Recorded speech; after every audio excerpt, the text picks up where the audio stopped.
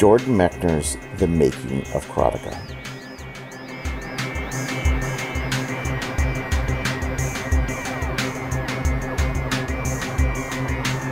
I've always been a huge fan of Jordan Mechner's Karateka. Released in 1984, it was one of the major games that bridged the gap between the pure arcade contest of the golden age of Atari and the richer storytelling of the Nintendo age. Written for the Apple II, the game became a #1 hit, was released on every platform available at the time, and has since been re-released on iOS, Android, plus reimagined on Xbox Live Arcade and the PlayStation Network. While I always found the game fairly difficult, I loved the cinematics, the animation, the challenge the game offered. It was head and shoulders, plus a second head and shoulders, above nearly any game of the type I played at the time, and is one of the true classics from that golden age era. Since the game was released by Broderbund, a well-known game company, I was never especially curious about how it was made, how it was programmed, or the story behind its creation. At the time, I was 14 years old, an aspiring game programmer myself. I love reading stories about people who made their own games, put them in baggies, and sold them to computer stores all by themselves. I was just getting started writing public domain games in BASIC for my Atari 800 and uploading them to BBS systems as a manner of distribution, pretty much as indie as you could get. I could not be bothered with the origins of a game from a major company like Broderbund. Since it came from a big software house, I just figured Karateka was one of a slate of light games Broderbund had in their production pipeline.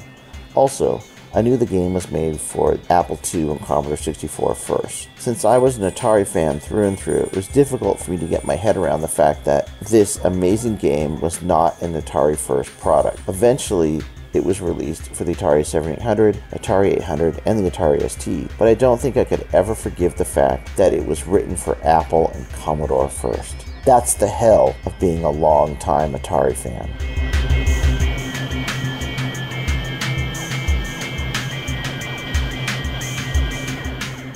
It took me 30 years, but I finally got around to finding out the origin story of the game by reading Jordan Mechner's book, The Making of Karateka. Now I wish I'd studied the game and its story a long time ago, as I found it an essential narrative for indie game developers. Presented in diary format, the story does not start in the glass and wood-paneled halls of a successful Marin County software company as I expected, but instead in a dorm room behind the CRT glow of an Apple II computer.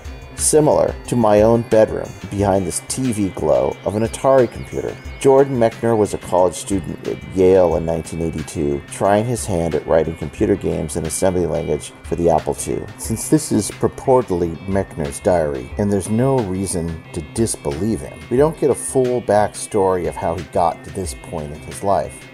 It starts abruptly, as the reader is dropped into his thoughts about game development from the very start. When we meet Mechner, he's toiling away programming an arcade game named Death Bounce for the Apple II, attempting to apply lipstick to his pig in any way possible, hoping to shape it into the game he's always hoped it would be. It's not that Death Bounce is a bad game, it's just a game whose time has passed. By 1982, the arcade game era was almost over. Arcaders, as gamers were called back then, had seen and played almost every combination of single-screen action game. They were looking for more, and so it seems was Jordan Mechner. Eventually he gives up on Death Bounce, and a better idea takes over. A karate fighting game with movie-style storytelling.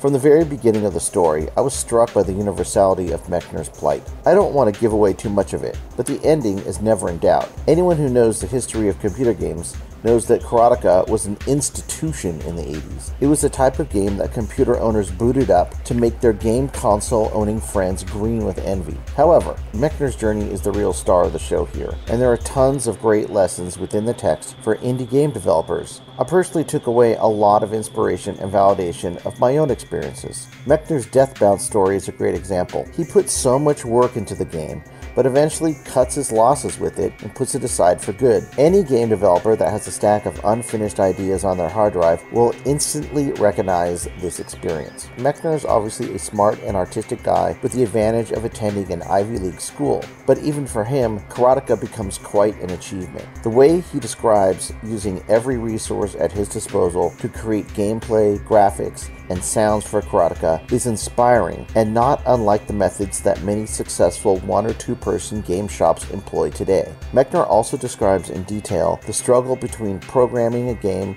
on contract and finishing his work on Karateka. Anyone who's tried to run an indie game shop, attempting to bring their ideas to life while funding them with outside work, will recognize the situation. At the same time, Mechner struggles with self-doubt, insecurity, and the feeling that he has somehow missed the golden era should ring true with anyone who's ever made a game in this ever-changing technology landscape.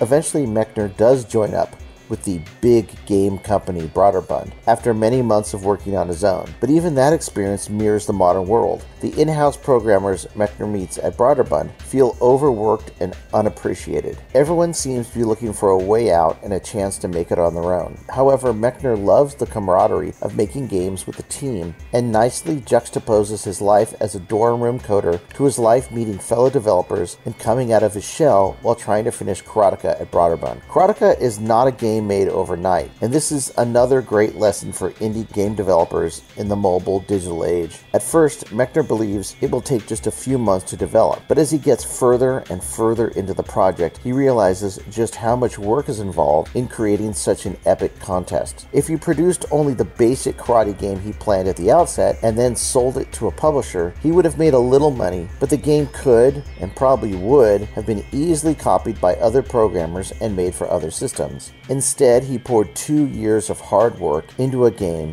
that was so advanced for the time in every possible way, it was almost impossible to clone without great effort. While the story is more than 30 years old, the parallels in the making of Karateka to developing indie game today are almost uncanny. For me, reading it was an experience of universal truth, validation, and exhilaration at the unfolding story of Mechner's struggle and success. Technology always changes. Platforms rise and fall. Companies go in and out of business. However, the drive of a single person with a unique vision is at the heart of making great games. Reading about Jordan Mechner's struggle to bring Karateka to life is at once both inspirational and cathartic. It should be required reading for any developer currently toiling in the modern game industry.